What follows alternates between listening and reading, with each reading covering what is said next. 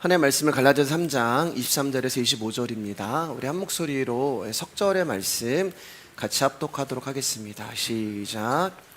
믿음이 오기 전에 우리는 율법 아래 매인 바 되고 계시될 믿음의 때까지 갇혔느니라.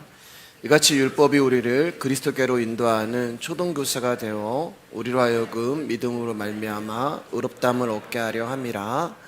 믿음이 온 후로는 우리가 초등교사 아래에 있지 아니하도다. 아멘. 오늘 말씀의 제목은 믿음이 오기 전에 라는 제목으로 은혜 나누기를 원합니다. 옆 사람과 인사하겠습니다. 귀하십니다. 오늘 본문은 믿음이 오기 전에 이렇게 시작을 해요. 그러니까 이 말씀을 자세하게 묵상을 하면은 믿음을 의인화해서 믿음은 어떤 존재임을 성경이 우리 가운데 가르쳐주고 있는 것입니다. 즉 믿음이라는 것은 아침 저녁으로 바뀌는 사람의 감정도 아니고 믿습니다, 아멘하는 사람의 확신도 아니고 할 수 있다, 하면 된다, 해보자라고 하는 인간의 가능성도 아닌 믿음은 오직 예수 그리스도라고 하는 존재를 말하고 있는 거예요. 그러니까 믿음은 우리가 모태신앙이고 착하고 선하게 산다고 해서 주어지는 것도 아니고 또 우리가 구하고 찾고 두드리고 원한다고 해서 우리가 가질 수 있는 것도 아니고 우리가 40일 금식하고 소나무 뿌리 뽑는다고 해서 생기는 것이 믿음이 아니라는 거예요. 우리가 아무리 수단과 방법을 가리지 않고 믿음을 가지고 싶어도 예수님이라고 하는 믿음이 우리를 찾아오시지 않으시면 우리는 절대로 그 믿음을 가질 수 없는 것입니다. 그런데 사람들은 사람의 열심과 정성과 애씀으로 믿음을 만들어낼 수 있다고 착각을 하고 있는 거예요. 그러니까 예수님이 누구인지도 모르고 말씀이 무엇인지도 모르면서 그저 사람의 의와 열심으로 구원을 이루려고 하는 종교놀이에 우리가 푹 빠져 있다는 것입니다. 에베소서 2장 8절 9절입니다. 크게 시작. 너희는 그 은혜에 의하여 믿음으로 말미암아 구원을 받았으니 이것은 너희에게서 난 것이 아니요 하나님의 선물이라. 행위에서 난 것이 아니니 이는 누구든지 자랑하지 못하게 함이라. 믿음은 하나님의 선물이기 때문에 우리 안에서 만들어질 수가 없는 거예요. 선물은 그 선물을 가지고 계신 분이 주셔야만 그 선물이 나의 것이 된단 말입니다.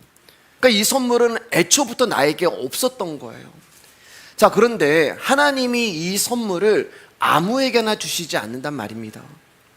여러분에게 정말 아끼는 선물이 있는데 그 선물을 누군가에게 주어야 한다면 그 대상은 분명 여러분들이 아끼고 사랑하는 존재가 될 거예요. 분명히 귀하게 여기고 내가 너무 좋아하는 대상이 될 거예요. 마찬가지로 하나님도 당신에게 있는 가장 귀하고 아끼고 사랑하는 이 믿음이라는 선물을 아무에게나 주시지 않는단 말입니다. 그러면 어떤 것을 알 수 있냐? 내가 믿음이 있다는 말은 하나님이 나를 사랑하시고 아끼고 귀하게 여기는 존재라는 증거가 되는 거예요. 자, 그러면 이 믿음이라는 선물을 받을 수 있는 조건과 자격이 있는 사람이 누구일까? 로마서 9장 15절 16절입니다. 크게 시작. 모세에게 이르시되 내가 긍휼히 여길 자를 긍휼히 여기고 불쌍히 여길 자를 불쌍히 여기리라 하셨으니 그런즉 원하는 자로 말미암음도 아니요 다른 박질하는 자로 말미암음도 아니요 오직 긍휼히 여기시는 하나님으로 말미암음이니라. 우리가 믿음을 원한다고 해서 믿음을 가질 수도 없고 우리가 1등을 한다고 해서 믿음을 가질 수도 없단 말이에요. 하나님이 믿음이라는 선물을 주시는데 그 선물을 받을 수 있는 조건과 자격이 있는 사람은 바로 하나님이 긍휼히 여겨주시고 불쌍히 여겨주시는 사람이란 말입니다. 그러니까 하나님이 긍휼히 여겨주시는 사람이 하나님이 사랑하는 사람이고 하나님이 귀하게 여기시는 사람이고 하나님이 아끼시는 사람이라는 거예요. 그럼 저와 여러분이 믿음이라는 선물을 받고 그분의 자녀가 되어 하나님 자녀가 되었다는 것은 적어도 하나님이 나를 긍휼히 여겨주시는구나, 하나님이 나를 불쌍히 여겨주시고 있구나라는 증거를 얻게 된단 말입니다. 근데 중요한 것은 우리가 이 믿음이라는 것을 선물로 받는 것에 있어서 저와 여러분이 한 것이 아무것도 없다는 말이에요. 왜냐하면 선택해 주신 분도 하나님이시고, 불러주신 분도 하나님이시고, 긍휼히 여겨주시는 분도 하나님이시고, 불쌍히 여겨주시는 분도 하나님이시기 때문에 그렇습니다. 믿음은 하나님의 선물이라고 말씀드렸어요. 그 말은 믿음은 애초에 땅의 것이 아니라는 거예요. 믿음은 땅에 없었다는 말이에요. 믿음이라는 것은 하늘에서 땅으로 내려오신 거기 때문에 애초부터 땅의 것이 아니란 말입니다. 그러니까 하나님이 예수 그리스도라고 하는 하늘의 믿음을 우리 가운데 주신 것은 이 믿음을 가지고 땅의 것을 구하고 찾고 두드리지 말고, 왜냐하면 믿음은 하늘의 것이기 때문에요. 하나님이 주신 하늘의 것인 예수 그리스도를 가지고 하늘의 것을 구하고 하늘의 것을 찾고 하늘의 것을 두드리라고 말씀하셨단 말입니다. 그럼 뭐라고 말씀하셨어요? 하나님께서요, 그리하면 이 모든 것을 너희 가운데 다 줄 거야. 그럼 왜 안 주시냐? 우리가 구하는 게 하늘의 것이 아니라 땅의 것이기 때문에 하나님 주실 수 없는 거예요. 하나님이 우리 가운데 약속하신 기도의 응답이라는 것은 네가 예수라고 하는 믿음을 가지고 하늘의 것을 구하면 내가 너에게 영생과 구원을 줄 거야, 이 약속을 하셨기 때문에 그렇습니다. 그런데 우리는 하늘의 믿음을 가지고 땅의 것을 구하고 찾고 두드리는데 사용하고 있다는 거예요. 자, 히브리서 11장 1절입니다. 크게 시작. 믿음은 바라는 것들의 실상이요 보이지 않는 것들의 증거니. 여기 이제 실상이라고 하는 단어는 보이지 않아요. 보이지 않는데 존재하는 어떤 것을 실상이라고 이야기합니다. 그럼 증거는 뭐냐? 그 보이지 않는데 존재하는 그 실상이 이제 눈에 보이는 것으로 나타나는 것을 증거라고 이야기해요. 그래서 이 증거를 다른 말로 실체라고도 이야기합니다.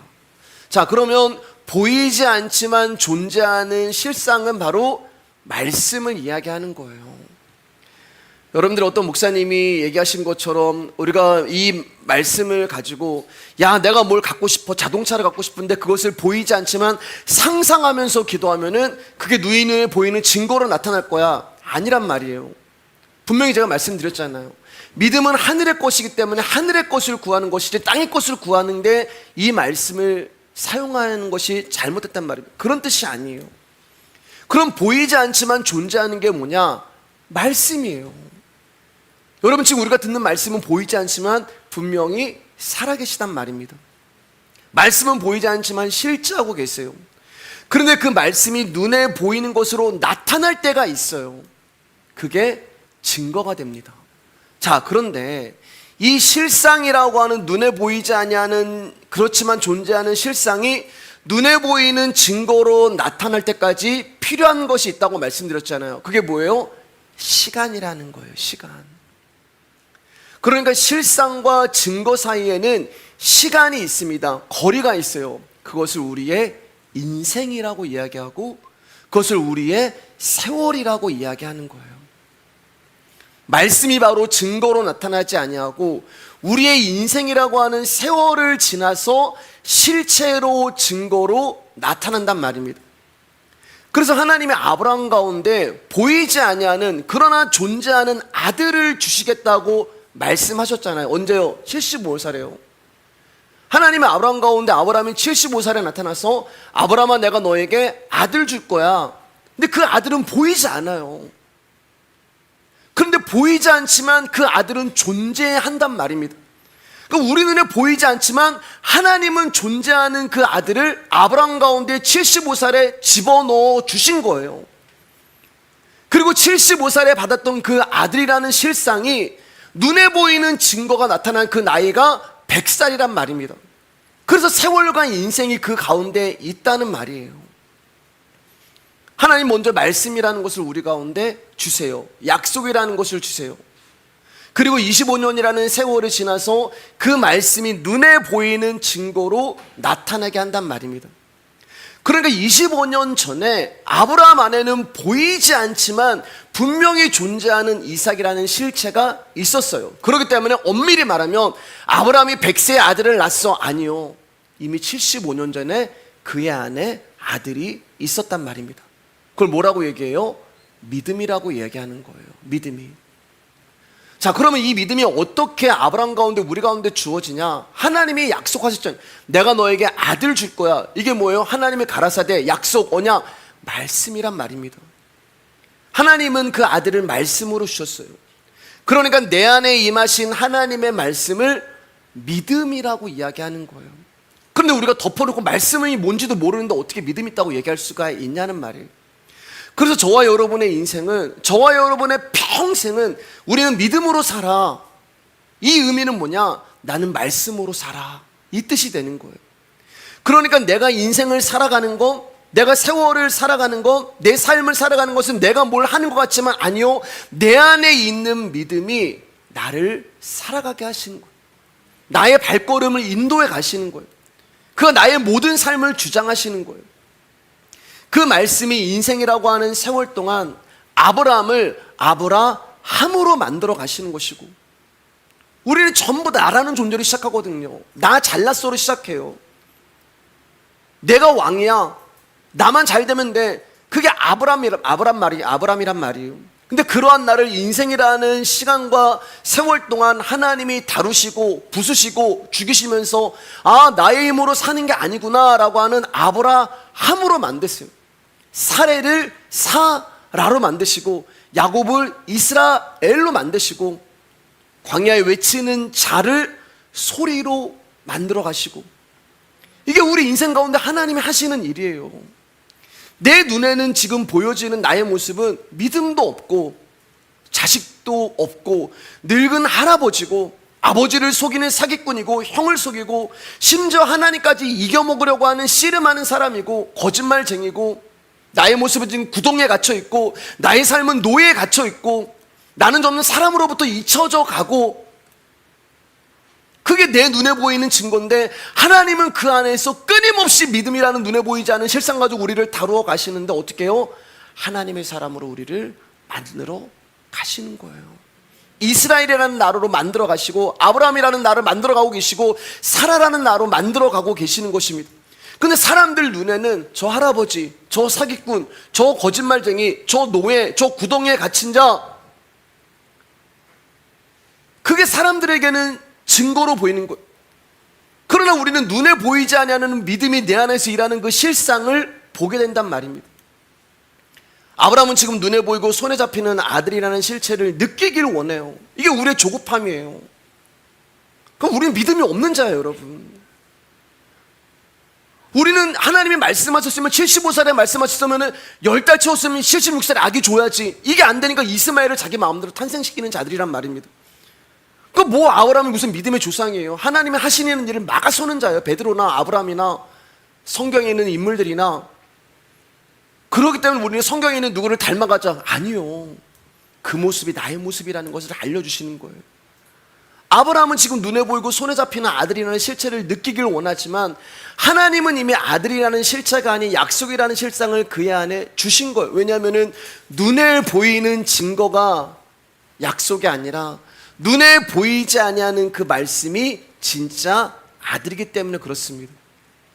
이 모습들이 그래서 성경에 기록되어 있는 사람들의 인생이며 저와 여러분의 모습이고, 그래서 성경은 하나님과 우리의 이야기라고 말씀을 드리는 거예요. 하나님은 우리의 인생 내내 이 일을 이루어 가시는 거예요. 어떤 인생이요? 그분이 원하는 삶, 내가 원하는 바람이 아니라요, 나의 바람이 아닌 하나님의 바람이 이루어지는 것입니다.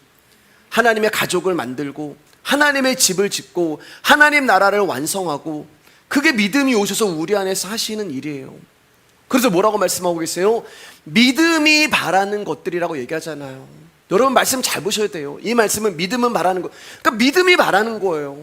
왜 자꾸 내가 바라는 것을 여기다 두세요? 믿음을 이용해서. 아니란 말입니다. 내가 바라는 것들의 실상이 아니라 믿음이 바라는 것들의 실상이에요. 믿음이 오게 되면 세상을 향해 있던 나의 바람이 바뀐다는 것입니다. 다시 말해서 나의 원함이 하나님의 바람으로 바뀐다는 거예요. 내가 주체였는데 믿음이 주체가 되는 거예요. 근데 이것을 알지 못하니까 우리는 자꾸 믿음이라는 것을 옆에 두고, 믿음아 너 내 말 들어, 너 나에게 순종해, 내가 원하는 거 해줘라고 이 믿음을 이용한단 말입니다. 그렇지 않아요, 여러분. 그럼 믿음이 바라는 게 뭐겠어요? 돈이겠어요? 건강이겠어요? 명예일까요? 권력일까요? 세상의 힘일까요? 제가 서두에 믿음은 하늘의 것이기 때문에 믿음이 바라는 것은 하늘의 것이라고 말씀드렸습니다. 영적인 거예요. 그래서 선물인데 눈에 보이지 않는단 말입니다. 왜냐하면 그 선물은 영으로 찾아오신 예수 그리스도가 되기 때문에 그렇습니다. 그리고 내 안에 선물로 찾아오신 예수님은 우리로 하여금 이 땅의 것에서 눈을 돌려서 하나님 나라와 예수 그리스도만 바라보게 만들어 버리시는 거예요. 이 믿음이 아무에게나 주어지겠습니까? 그래서 믿음은 아무에게나 주어지는 것이 아니라 전적으로 무능력한 상태의 죄인임을 깨닫게 하셔서 온전히 하나님만 의지하게 만들어 버리는 당신의 백성들에게 허락된 은총의 선물이라는 것입니다. 자, 우리 권영규 장로님 부부와 바람을 쐬고 왔습니다. 바람을 이제 쐬러 가면서 이동하는 도중에 권사님이 장로님에게 이런 얘기를 이제 하시는 거예요. 차 안에서. 하나님이 24년 전에 드렸던 기도에 대해서 응답을 하신 것 같다, 이렇게 말씀을 하시더라고요. 근데 24년 전에 드렸던 기도가 뭐냐면은 장로님하고 그런 얘기를 했대요. 당신과 내가 신앙 안에서 회복이 되면 우리 가정은 잘 될 거야. 그런 이제 기도를 24년 전에 했어요. 그래서 제가 권사님께 물어봤어요. 권사님, 그 기도가 응답됐어요? 그랬더니 우리 권사님, 목사님 지금 회복이 됐고 너무 행복합니다 라는 답을 주셨어요. 여러분, 우리 가운데는 시간이 필요해요. 우리 인생 가운데 하나님이 다루시는 게 있어요. 나라는 존재를 죽이고 하나님이 원하시는 가정을 만들고, 나라는 존재를 죽이시고 하나님이 원하시는 나라는 존재를 만들어가는 거예요. 나에게 주어진 실상의 증거로 나타나는 하나님의 때와 시간이 있다는 것입니다. 근데 우리의 조급함과 우리의 믿음 없음이 항상 주님의 일을 방해하고 막아선다는 것입니다. 그래서 하나님이 우리의 힘을 빼시는 거예요. 고난으로, 고통으로, 실패로, 질병으로 나열 수 없음을 깨닫게 하시는 거예요. 그리고 우리 인생 가운데 당신이 시간을 허락하신 것입니다. 여러분, 믿음은 당신이 긍휼히 여기시기로 작정한 우리에게 오셔서 허물과 죽어있는 우리를 한 사람 한 사람 다 살려내는 것입니다. 나를 일으켜주시고 영적인 눈을 열어주시는 거예요. 그 믿음은 관계의 언어예요. 관계. 아무에게나 믿음을 주시지 않는다니까요. 하나님 아버지가 믿음을 주시는 존재는 당신의 아들과 딸이 됩니다. 그러니까 이거는 부모와 자녀의 관계, 하나님 아버지와 우리와의 관계가 되는 거예요. 그래서 우리가 그분의 백성이 되는 것이고 그분이 우리의 하나님이 되시는 것입니다. 자, 그럼 이 말은 뭐냐? 그분과의 관계가 성립이 되지 않는 사람은 아무리 믿음을 가지고 싶어도 불가능한 얘기란 말입니다. 그래서 이 사람들은 하나님이 선물로 주신 믿음이 없으니까 뭐가 나오는 거예요? 사람의 열심이 나오는 것이고, 사람의 어떠함이 나오는 것이고, 사람의 자랑이 나오는 거예요. 그래서 너희가 행위로서 믿음을 얻은 것이 아니니 자랑하지 마라고 말씀하는 것입니다. 자기의 가능성을 가지고, 자기의 확신을 가지고 믿음이라고 우기며 나가는 것입니다. 갈라디아서 3장 23절입니다. 크게 시작. 믿음이 오기 전에 우리는 율법 아래에 매인바 되고 계시될 믿음의 때까지 갇혔느니라. 여기 보시면 믿음이 존재라고 말씀하셨잖아요. 존재라는 믿음이 우리 가운데 오기 전까지 우리의 상태가 어떤 상태였냐? 율법 아래에 매여 있다라고 말씀하고 있어요. 그러니까 믿음이 선택하신 것이고, 믿음이 주신 것이고, 믿음이 계시한 거예요. 믿음은 한 인격체와의 사귐이고 나눔이란 말입니다. 근데 이 믿음이 우리 가운데 오시기 전까지 하나님이 우리를 먼저 율법에 가두어 두셨다는 거예요. 여러분, 집중해서 잘 들어주셔야 돼요. 여기 매였다라고 하는 단어가 갇혔다라고 하는 단어가 되는 것입니다. 즉, 나에게 어떠한 가능성도 의로움도 없음을 알고 절망할 수밖에 없는 상태가 갇혀있는 상태라는 거예요. 그러니까 율법이 우리 가운데 하시는 일이에요. 그러니까 믿음이 우리를 찾아오기 전에 우리의 상태는 율법이라고 하는 감옥에 갇혀있는 모습이라는 말입니다. 매여있는 모습이에요. 자, 하나님이 우리에게 율법을 주셨는데 우리가 그 율법을 지키지 못한 죄악으로 감옥에 갇혔단 말이에요. 근데 문제는 뭐냐? 사람들은 내가 지금 갇혀있다는 것을 알지 못해요.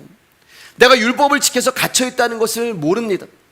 그들은 생각하기를, 야, 하나님이 우리 가운데 지키지 못할 그런 율법을 주셨겠어? 아니야. 얼마든지 지킬 수 있는 율법을 주신 거야.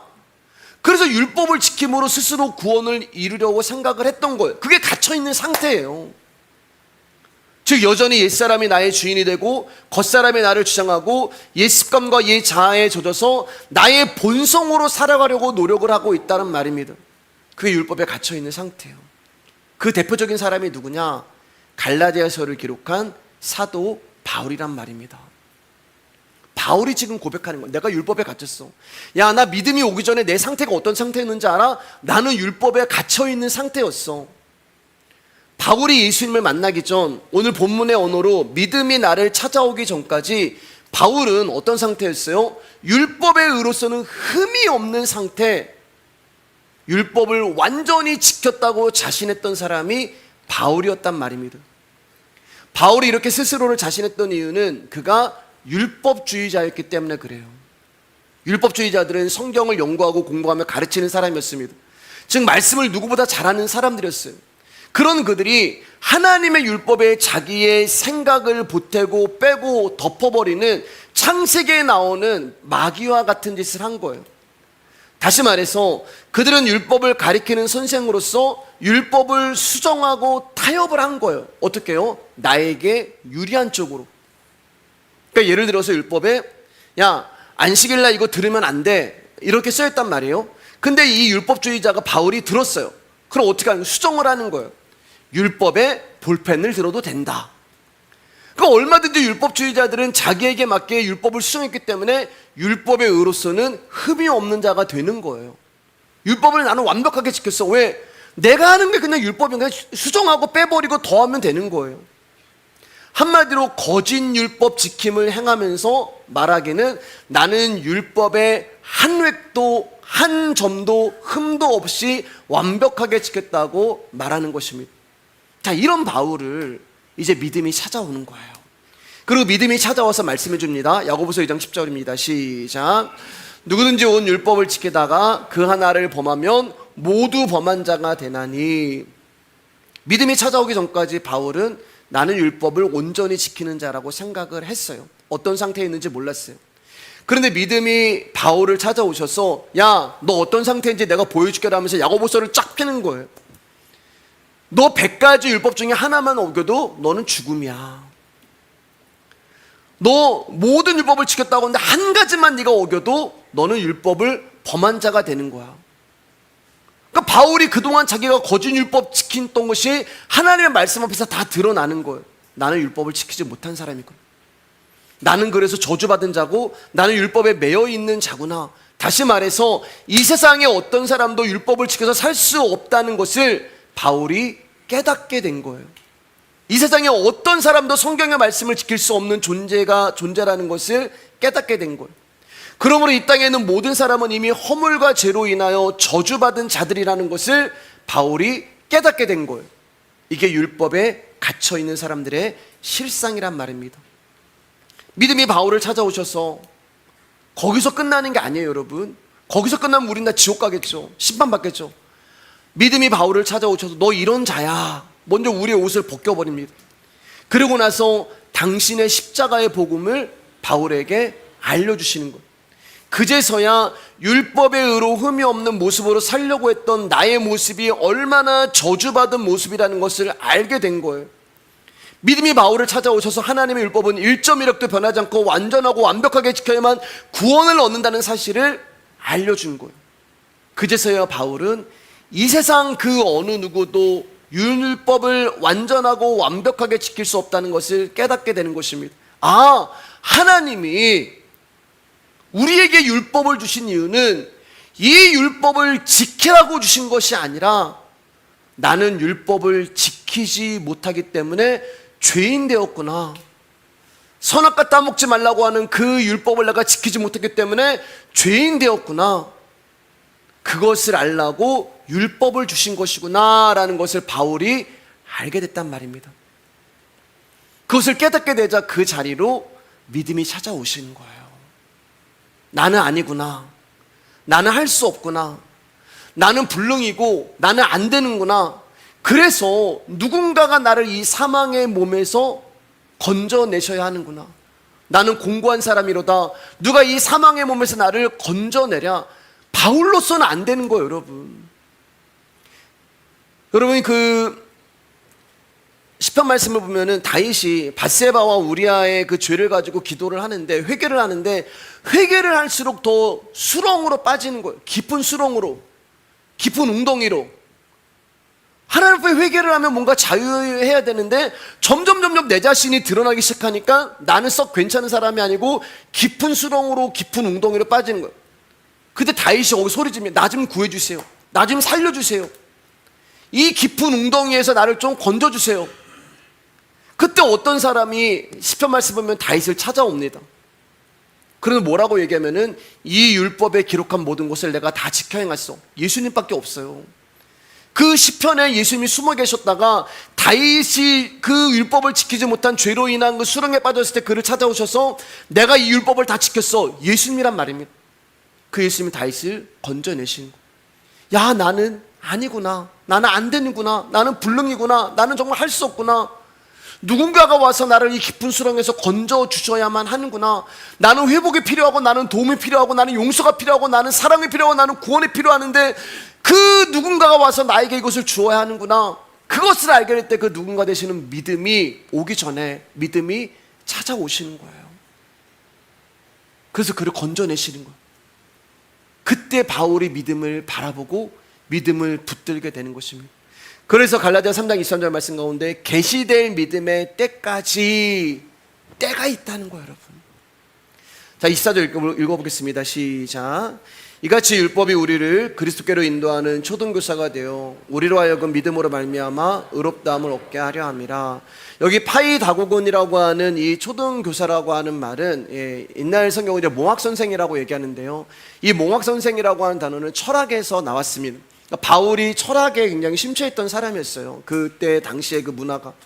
그러니 몽학선생이라는 말은 정확히 무슨 말이냐, 우린 초등교사고 하니까 초등학교 선생님이라고 얘기하는데 초등학교 선생님이 아니에요. 초등학교를 가기 전에 초등학교까지 이제 인도를 하는 그 선생을 말하는 거예요. 그러니까 우스갯소리로 초등학교 들어가기 전에 미운 7살의 상태를, 그런 아이를 계몽하는 선생님. 정확하게 이제 이거를 그 철학적인 의미로 이야기하면 이렇게 쓰여 있더라고요. 보니까요, 배은망덕하고 교활하고 길들여지지 않고 무례한 어린아이를 가르치는 선생님, 그게 몽학 선생이고 초등교사라는 말이 되는 거예요.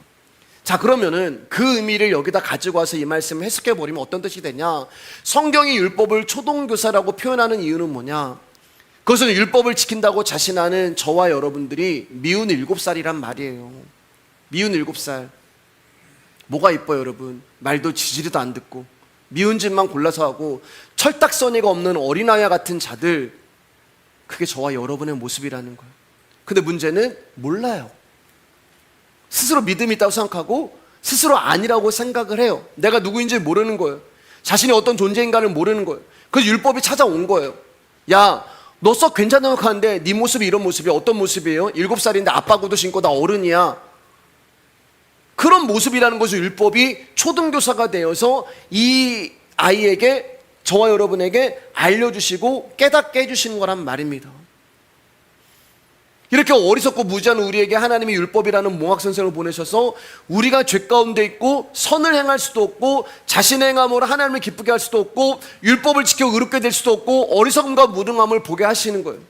너희들 어떤 존재인지 아니? 너희들 어떤 상태에 있는지 좀 아니?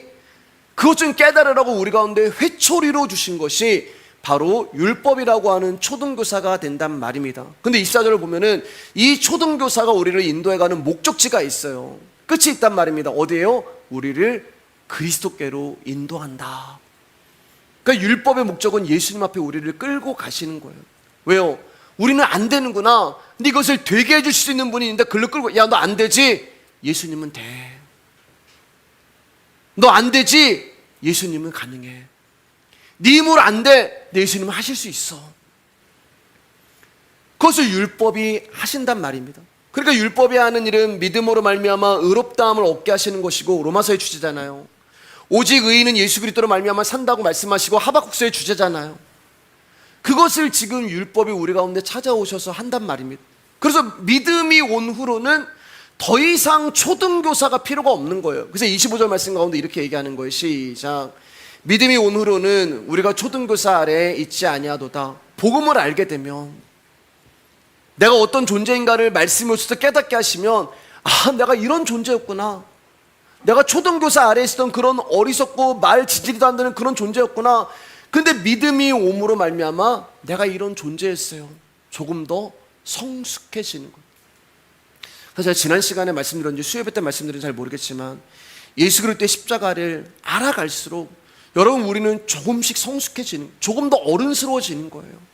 조금 더 그분의 마음이 나오고, 조금 더 그분의 언어가 나오고, 조금 더 그분의 성품이 나오고, 그 일을 실상이라고 하는, 증거라고 하는 인생 가운데 하나님이 믿음이 오셔서 계속 지금 일을 해나가고 계시는 거예요. 여러분, 믿음이 오셨다는 말은 우리가 더 이상 율법 아래 있지 아니하고 죄에 대하여 죽은 자가 되고 하나님에 대해서 산 자가 되었다는 말입니다. 그가 율법 아래 있던지 양심의 법으로 살았던지 오직 예수 그리스도를 믿음으로 말미암아 그리스도 예수 안에서 그는 하나님의 자녀가 되었다는 말이에요. 자, 그러면 이 말은 무슨 말이냐? 사람의 행위는 아니다라는 말이에요. 믿음으로 의롭다함을 받았기 때문에 저와 여러분의 어떤 행위도 하나님은 인정해 주시지 않으신단 말입니다. 근데 뭐 거기다 자꾸 열심을 내자, 뭘 하자, 그런 말을 하세요. 갈라디아서 3장 26절 27절입니다. 크게 시작. 너희가 다 믿음으로 말미암아 그리스도 예수 안에서 하나님의 아들이 되었으니 누구든지 그리스도와 합하기 위하여 세례를 받은 자는 그리스도의 옷으로 입었느니라. 믿음이 땅의 것이 아니라 하늘의 것이라고 말씀드리는 것처럼 그리스도의 옷 역시 땅의 것이 아닙니다. 하늘의 옷이 우리 가운데 입혀진 거예요. 자, 그러면 이 그리스도의 옷이 우리 가운데 입혀지기 위해서는 반드시 어떤 일이 일어나야 돼요? 내가 입고 있던 땅의 옷을 벗어야 돼요. 이 말은 내가 입고 있던 세상이라는 옷이 벗겨졌다는 말이고, 세상과 나는 강고덥고 구속한 주만 보인다는, 세상과 내가 분리되었다는 뜻이에요. 즉 이 땅에서 나라는 존재가 탈탈 털리고 무너지고 깨지고 낱낱이 폭로되는 거예요. 왜요? 내 옷이 벗겨지거든요. 지금 그리스도라고 하는 하늘의 옷을 하나님이 가지고 오셨는데 땅의 옷을 입고 있단 말입니다. 야, 너 그거 벗어. 벗는데 벗는 순간 나라는 존재가 다 드러나는 거예요. 마태복음 22장 11절 12절입니다. 시작. 임금이 손님들을 보러 들어올세 거기서 예복을 입지 아니하는 한 사람을 보고 이르되 친구여 어찌하여 예복을 입지 않고 여기 들어왔느냐 하니 그가 아무 말도 못하거늘 왕이 잔치를 열었습니다. 임금이 잔치를 열었는데 그 잔치에 들어올 수 있는 사람은 예복을 입은 사람만 들어올 수가 있어요. 자, 그런데 이 예복은 임금이 준비했다고 말씀하고 있단 말이에요. 즉 예복은 청함을 받은 사람이 준비해서 오는 것이 아니라 그들을 청한 임금이 준비를 했단 말입니다. 그러니까 우리는 어떤 모습으로, 벗은 몸으로 오면 되는 거예요. 근데 그 중에 한 사람이 스스로 예복을 준비해서 온 거예요. 그 임금이 야, 너 왜 그 옷 입고 왔어? 너 내가 준비해준 예복 안 입고 왜 너 스스로 예복을 입고 왔니? 너는 심판받아야 돼. 그래서 그를 내쫓아 버려버리는 거예요. 잔치에서 쫓겨나는 거예요. 그래서 그 사람이 일을 갑니다. 그렇기 때문에 우리는 그 잔치에 참여하기 위해서는 여러분 벗은 몸으로 나와야 돼요. 그 잔치가 뭐예요? 여러분 혼인잔치란 말입니다. 청국잔치를 말하는 거예요. 벗은 자로 나가야만 우리 가운데 딱 맞는 수치, 예복, 정장, 턱시도, 맞죠? 예, 드레스, 그것을 수치를 잴 수 있단 말이에요. 그렇기 때문에 우리는 그 임금 앞에 벗은 몸으로 서야 되는 거예요. 근데 벌거벗는 게 쉬운가요? 벗은 몸을 보여주는 게 쉬운가요? 수치스럽고 창피하고 때로는 아프기도 하고 고통스럽습니다. 그래서 감춰버린 거예요. 야, 남편 데리고 와. 그 지금 예수님이 그 사마리아 여인을 벗기시는 거거든요. 남편이라고 하는 옷으로 꽉 차있던 그 여인을 벗겨버린, 남편 데리고 와. 없어요. 저 남편 없습니다. 이게 우리의 반응이에요. 여러분, 감추고 싶고 나라는 존재가 드러날까봐 간음했어? 돌멩이 들고 막 온 거죠. 저런 어떻게 현재 저런 간음을 해? 모세 율법에 돌과 던지를, 너희 중에 죄 없는 자가 돌로 쳐라. 십자가 앞에서 벗겨지는 거예요. 그러니까 돌 놓고 가요. 왜? 죄 있는 자가 됐거든요. 십자가 앞에서 벗겨지니까요. 여러분, 하나님 앞에서 옷을 벗는다는 것은 고통스러운 일입니다.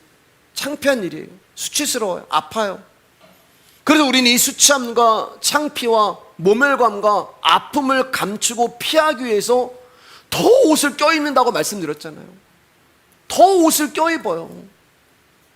착한 행실도 하고, 신앙생활 열심히 한번 해보려고 하고, 기도도 멋지게 하고, 점점 옷을 껴입기 시작해요. 그 옷이 율법이란 말입니다. 자, 다른 사람이 볼 때는 옷을 껴입으면, 야, 믿음 좋아. 와, 저 목사님 훌륭해. 야, 저 장로님 진짜 훌륭해. 믿음 좋아. 아니, 교회가 이런 것도 하고 저런 것도 하고, 아, 목사가 이런 것도, 그러면 와, 대단해. 겉모습만 보고 판단하는 거예요. 겉옷을 입고 있으니까 이 옷도 껴있고, 기도의 옷도 껴있고, 봉사의 옷도 껴있고, 헌신의 옷도 껴있고, 나중에 비대해져가지고 막 껴입었으니까 막 이러고 가겠죠. 근데 그 모습이 사람이 보는 나란 말입니다. 근데 하나님은 우리의 중심을 보시지 겉모습을 보시지 않잖아요. 제가 겉옷과 속옷을 말씀드렸잖아요. 예수님이 십자가 올라가실 때 겉옷과 속옷이 벗겨졌단 말입니다. 예수님도 겉옷과 속옷, 예수님이 겉옷을 쫙 벗기니까 속옷을 입고 계셨어요. 자, 그럼 겉옷은 뭐냐? 사람이 보는 나예요. 그럼 속옷은 뭐냐? 예수님이 보시는 나예요. 자, 그런데 겉옷을 입고 있으면 내가 속옷을 입고 있는지 몰라요. 모르잖아요, 여러분. 저 사람 속옷 입고, 속옷은 예수님이 보시는 나란 말입니다. 겉옷은 사람들이 보는 나고요. 겉옷을 벗기 전까지 예수님이 보시는 내가 있는지 없는지 우리는 몰라요. 속옷을 입었는지 안 입었는지 몰라요. 겉옷이 벗겨지기 전까지 우리는 속옷을 입고 있는지 안 입고 있는지 모릅니다. 얼마든지 그러니까 우리는 그럴싸한 성도가 될 수가 있는 거예요. 그럴싸한 모습으로 신앙생활 할 수가 있는 거예요. 믿음이 있는 척, 신앙이 있는 척, 나는 의로운 척, 나는 안 그런 척, 얼마든지 우리는 그렇게 살아갈 수가 있어요. 죄 없는 척. 그래서 우리는 더 가리기 위해서 더 껴있기 시작합니다. 그리스도의 본질의 속옷은 입지도 않은 채 자꾸 겉옷만 껴입는 거예요. 그러니까 부대끼는 거 불편합니다. 부대끼고 부대끼면 자유가 사라지는 거예요. 자유가. 근데 문제는 뭐냐? 이 옷을 입은 사람은 꼭 다른 사람을 묶어버려요. 예수님은 계속 우리를 풀어놓아 다니게 하는데, 나사로랑 우리를 풀어놓아 다니고 우리를 또 와서 묶어버리는 거예요. 너 왜 기도 안 해? 너 왜 신앙생활 그따위로 해? 하나님 우리를 자유하게 하는데 나만 묶는 게 아니라 막 묶는 거야. 너 성경 읽었어? 너 왜 이렇게, 너 목사가 너 왜 이런 삶을 살아? 너 왜 집사가 목사가 이렇게 신앙생활해? 나는 안 그래. 나는 껴있는, 그러니까 나는 판단할 자격이 있고 비판할 자격이 있고 정죄할 자격이 있어요. 예수의 이름으로, 신앙인의 이름으로. 내가 판단하는 거야. 주님의 일이란 내가 없어지고 그리스도만 남아서 충만해야 되는데, 우리는 여러분 사역을 하면서 그 속은 예수님의 속옷을 입고 있지도 않으면서 나만 드러내고 나만 자랑하고 나만 사랑하는 거. 자, 그런 우리를 하나님이 사랑하신단 말입니다. 그런 우리를 예수님이 사랑하세요. 그래서 주님이 우리의 옷을 인생 가운데 벗기시는 거예요. 그렇게 겉옷이 벗겨지고 나니까 나라는 존재가 딱 벌거벗은 모습으로 드러나 버리는데, 속옷이 없네? 예수가 없는 거예요. 예수가 없어요. 속옷을 입고 있지 않다는 말은 시골하게 하나 걸치지 않은 알몸이란 말입니다. 예수가 없어요. 나라는 존재가 솔직하게 드러날 때 부끄럽고 추해요. 내 안에 있는 것이 적나라하게 드러나는데 전부 악하고 더럽고, 당장 너는 지옥에 가야 돼, 할 말이 없는 존재가 되는 거예요. 여러분, 이게 아픔이에요. 고통이에요. 그래서 반드시 예수 그리스도가 사마리아 여인을 치유하기 위해서 있어야 되는 게 뭐냐면은 내 죄를 토해내야 되는 거예요. 나는 남편이 있습니다. 나는 음란합니다. 나는 남편이 내 이 공허한 자리를 채워주는 그런 생명수였습니다. 그게 드러난 후에 믿음이 그 자리를 찾아. 어떻게 이 안에 속이 시꺼멓고 지저분한데 거룩하신 하나님이 거기에 임재하실 수가 있겠어요? 그래서 하나님 먼저 우리를 거룩하게 만들어 버리시고 적나라하게 더럽게 나라는 존재가 누구인지를 밝혀내시는 거예요. 그래서 바울이 자신의 옷이 벗겨지고 그리스도의 옷을 껴입을 때마다 점점 낮아지는 거예요. 나는 성도 중에 지극히 작은 자. 이렇게 시작했어요. 근데 은혜를 받아요. 여러분, 제가 제 사적인 얘기지만 개척을 하고 하나님의 말씀을 준비하고 갈라디아서를 준비하고 고린도서 준비할 때 저는 더 명확해지는 거예요. 여러분이 볼 때 저 목사님 진짜 고집스럽다, 너무 좀 극단적인 말씀만 전하고 한쪽으로만 가는 것 같다. 근데 제가 하나님의 말씀을 준비할 때마다 이게 명확히 타협할 수가 없는 것들인 거예요.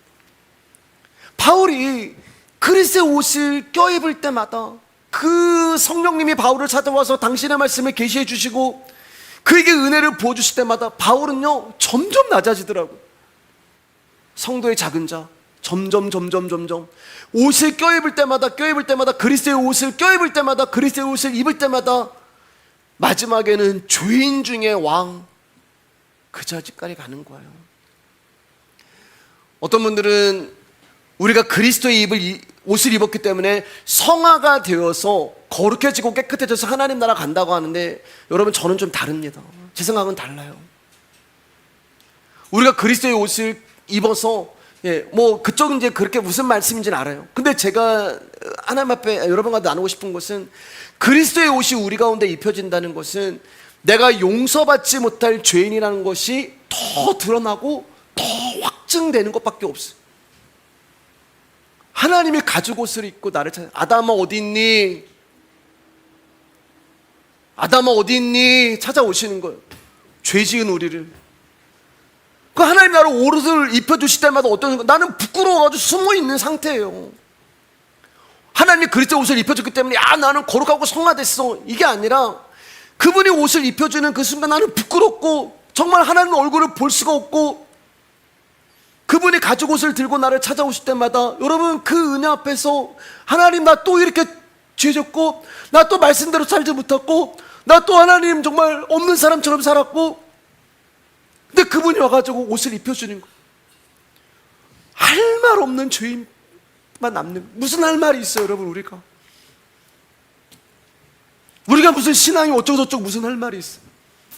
믿음이 이렇고 저렇고, 그 십자가라고 하는 그 옷 앞에서 내가 할 수 있는 것은 너무 내가 부끄러워서, 너무 추하고 더럽고 냄새나고 지저분하고, 그런데 그러한 나를 당신의 생명이라는 가죽 옷을 들고 오셔서 아무 말 없이 우리를 입혀주시는 거예요. 그리고 너는 죄 없어, 그렇게 말씀하시는 은혜 앞에 너무 감사해서 우리가 우는 것 말고는 할 수 있는 것이 아무것도 없다는 말입니다. 우리는 아무것도 할 수 없는 자들이에요. 아담이 발가벗겨졌다는 것은 죄가 없어서 발가벗겨진 것이 아니에요 여러분. 옷을 입기 위해서 발가벗겨진 것입니다. 그리스도의 옷을 입기 위해서 우리가 발가벗겨진 거예요. 그래서 벗은 모습으로 출발을 하는 거예요. 그래서 자기가 벗고 있다는 것을 알게 되었을 때, 그런 자신의 모습이 수치스러워서 숨고 싶을 때 하나님의 가죽옷을 입고 그를 찾아오십니다. 왜요? 입혀주시려고. 이 가죽옷이 임금이 준비한 예복이란 말입니다. 하나님의 말씀을 어김으로 죽게 된 우리를 살리시려고 자기 아들을 십자가에 죽이시고, 자기 아들이 입고 있었던 겉옷과 속옷을 벗기셔가지고 자기 아들은 알몸으로 십자가에서 창피당하게 만들어 버리시고 그 겉옷과 속옷을 입으시고 우리를 입혀주시는 게 하나님의 은혜란 말입니다. 창세기 27장 27절 29절입니다. 시작. 그가 가까이 가서 그에게 입맞추니 아버지가 그의 옷에 향취를 맡고 그에게 축복하여 이르되, 내 아들의 향취는 여호와께서 복주신 밭의 향취로다. 하나님은 하늘의 이슬과 땅의 기름짐이며 풍성한 곡식과 포도주를 내게 주시기를 원하노라. 만민이 너를 섬기고 열국이 내게 굴복하리니 내가 형제들의 주가 되고 내 어머니의 아들들이 내게 굴복하며, 너를 저주하는 자는 저주를 받고 너를 축복하는 자는 복을 받기를 원하노라. 이삭이 지금 에서로 분장을 해서 야곱이 에서로 분장을 해서 이삭 앞에 섰습니다. 그리고 이삭이 지금 에서로 분장한 야곱에게 가서 그 옷의 냄새를 맡고 야곱을 축복해 주는 거예요. 여러분 무슨 향기가 났겠어요? 우리 27절 말씀 다시 한번 띄워주실까요? 예. 지금 야곱이 이렇게 얘기하는 거예요. 옷의 향취를 맡고 내 아들의 향취는 여호와께서 주신 밭의 향취로다. 하나님은 하늘의 이슬과 땅의 기름짐이며 풍성한 곡식과 포도를 내게 주시기를 원하노라. 지금 이런 향기가 난다는 거예요. 무슨 향기가 났겠어요? 그 옷에요. 지금처럼 세제가 좋은 것도 아니고 향수가 있는 것도 아니고, 더군다나 야곱은 에서가 오기 전에 염소 가짜털을 막 붙여야 되니까 무슨 향기가 났겠어요? 누린내가 났겠죠. 악취가 났을 거예요. 근데 야곱은 뭐라고 얘기하면, 야곱아, 네가 입고 있는 옷의 향기가 너무 좋다. 지금 야곱은 어떤 상태예요? 아버지를 속이는 상태예요. 아버지께 거짓말을 해가지고 아버지한테 한몫 잡으려고 하는, 장자권의 축복을 받으려고 하는 상태예요. 아버지한테 사기치려고 하는 그런 상태인데, 이 아버지는 기꺼이 속아주시면서 뭐라고 얘기하면은, 네 옷의 향기가 너무 좋다라고 말씀하고 계시는 거예요. 우리는 깨끗하고 거룩한 존재가 아니고 거짓말하고 사기치고 믿음이 없는 자인데, 하나님 아버지는 우리를 향해서 네 향기가 너무 좋다. 왜요? 야곱을 향해서 말씀하는 게 아니라 야곱이 입고 있는 옷을 향하여서 그 옷 때문에 야곱이 가르쳤단 말입니다. 야곱이라는 존재는 아버지한테 사기치고 거짓말하고 지금은 그런 상태인데, 야곱이 입고 있는 옷이 있어요. 지금 가짜 옷이 있어요. 형을 속이려고 하는 옷이 있어요. 그게 그리스도의 옷이란 말입니다. 그리스도가 우리를 가려주신 거예요. 나는 믿음 없는 자인데, 그래서 아버지 하나님이 우리를 향하여서, 내가 믿음 없는 자인데 네가 내 아들의 옷을 입고 있구나. 향기가 너무 좋다. 하나님이 우리가 입은 당신의 아들 그리스도의 옷을 향취를 맡으시고 우리를 축복하시는 거예요. 그래서 여기 보시면 27절 말씀 보시면은, 내 아들의 향취는 이렇게 얘기하는 거예요. 하나님 아버지 아들 예수 그리스도의 향기는, 하나님이 당신의 아들 예수님의 십자가에서 보혈로 범벅이 된, 그 보혈로 범벅이 된 당신의 아들의 그 피냄새를 맡으면서 우리를 축복해주고 있는 것입니다. 밭이라는 것은 밭의 양치라고 하잖아요. 우리라는 존재를 말하는 거예요. 흙은. 근데 이 흙이 밭이 되기 위해서는 씨가 뿌려져야 되는 거예요. 씨앗이 뿌려지지 않으면 그냥 흙이에요. 그 흙에 씨앗이 뿌려지고, 그 씨앗은 흙을 밭으로 만들고, 그 밭은 식물을 내고 꽃을 피우고 가시를 맺고, 시냇가에 심겨온 나무가 한 개 뭐가 있어요? 나무가 가서 여기가 좋으니까 시냇가에 내가 뿌리를 내야지. 아니요, 누군가가 나무를 시냇가에다 심겨 주신 거예요. 아무것도 한 것이 없는데 이 흙이라고 하는 우리가 밭이 되고 나무가 되고 꽃이 되고 열매를 맺고, 그 꽃에서 열매에서 향기가 나기 시작합니다. 사람들로 하여금 맛과 영양에 못지않는 기쁨과 유익을 주는 게 향기란 말이에요. 향기를 맡잖아요. 그래서 성경은 저와 여러분을 향해서 고린도 후서 2장 15절 말씀 가운데 이렇게 말씀하십니다. 크게 시작.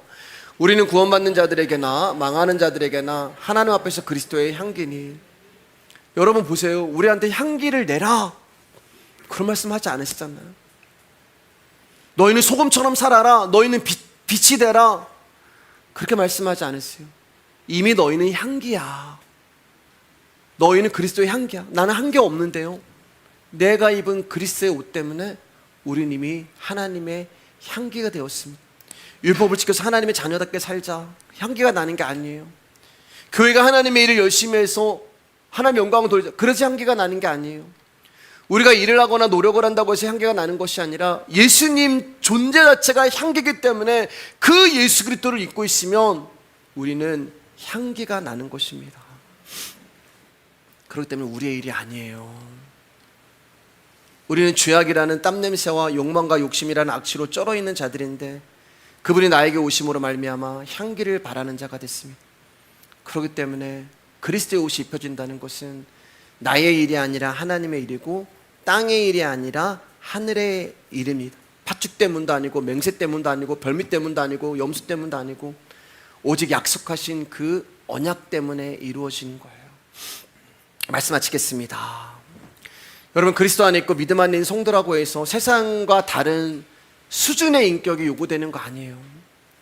우리를 죄에 대해서 죽은 자라고 말씀하시지만 우리에게서 죄의 속성이 사라졌다는 말이 아닙니다. 그리스도의 죽음 안에서 죄의 문제가 해결이 되었고 그 죽음의 연합됨으로 우리는 삶 속에서 수시로 십자가에 매달리고 수시로 그분이 가지고 오시고 우리를 찾아오시는 일들이 일어나는 거예요. 여러분, 어려운 말 같은데 이해하지 않으셔도 됩니다. 여러분, 하나님은 우리를 수시로 십자가한테 넘겨주는 그 일을 하고 계세요, 우리 인생 가운데. 근데 이해 안 하셔도 돼요. 왜요? 여러분과 제가 하나님이 택하신 백성이 맞다면 이 일은 우리의 인생 가운데 일어나기 때문에 그렇습니다. 그래서 깨닫게 되는 거예요. 자연적으로 인생을 살아가면서 아, 나는 정말 아무것도 아니구나. 나로서는 할 수 있는 것이 아무것도 없구나. 내가 아닌 그리스도의 의로 살아가는 것이구나.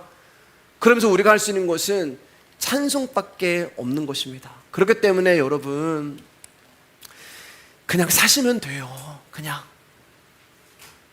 나에게 주어진 이 하루하루를 그냥 하나님 주어진 삶 안에서 인생의 시간 안에서 살아가시면 돼요.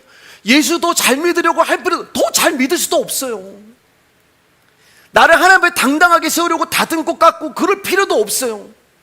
왜냐하면 우리는 이미 신앙의 업적을 쌓을 이유도 없고 필요도 없어요. 왜냐하면 그분이 십자가에서 이미 완벽하게 완전하게 이루어 놓으셨기 때문에 그 예수만 알아가면 그 예수가 우리 안에서 모든 일을 해나가는 것입니다. 이것만 아시면 돼요. 날마다 그분의 손길이 우리를 찾아오실 때마다 그 진리를 깨닫고 말씀이 믿어짐으로 기뻐하고 자유하시면 돼요. 아, 말씀이 정말 이런 뜻이었구나. 말씀 너무 귀하구나. 이것만 아시면 돼요. 인생을 살아가다가 우리가 광야의 인생이잖아요. 광야의 인생. 그 광야의 인생의 여정길이 너무 힘들고 너무 외롭고 너무 지치면 기도하시면 돼요. 여러분, 기도 다 하실 수 있잖아요. 하나님도 너무 힘들어요. 하나님 나를 불쌍히 여겨주시죠. 나를 긍휼히 여겨주시죠. 아니, 기도하는 게 힘들면 수예배 오세요. 여러분, 우리 수예배 다 합심으로 동성 기도하잖아요. 무릎쳐 기도하잖아요. 같이 기도하면 돼요. 여러분의 기도를 들으신 하나님 앞에 무릎 꿇으시고 그분 앞에 두 손을 드시고 그렇게 하면 돼요. 그럴 때때로 하늘이 열리고 하나님 나를 위로해 주시면 그 위로 받으시면 되고, 그 은혜와 사랑이 부어지면 그냥 감사하고 기도하고 찬양하면 돼요. 신앙생활은 짐도 아니고 수고도 아니고 어려운 것도 아니고 힘듦도 아니고, 그저 우리를 향기로 만드시기 위해서 오늘도 우리 안에서 땀 흘리고 일하시는 하나님만 배워가는 것이 신앙생활입니다. 침 삼킬 동안도 우리를 놓지 아니하시고 우리를 찾아오시는 그분의 계획과 섭리와 뜻과 열정 앞에 하나님의 땀 냄새를 여러분 좀 맡으시면서, 하나님 날 위해서 이렇게 일하시는구나, 이렇게 수고하시는구나, 그거 알면서 여러분 하나님 나라 준비하면서 가시면 됩니다. 오늘 여기까지 하겠습니다.